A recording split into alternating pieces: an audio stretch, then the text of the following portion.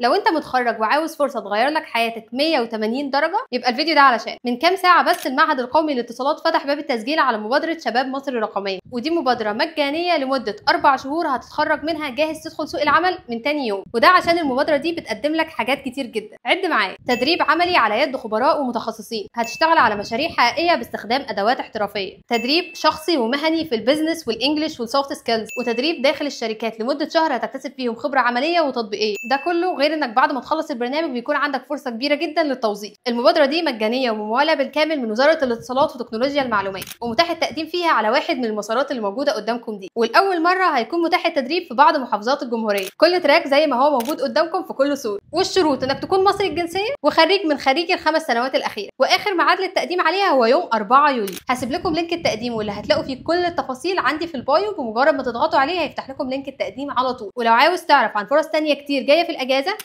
اعمل لي فولو.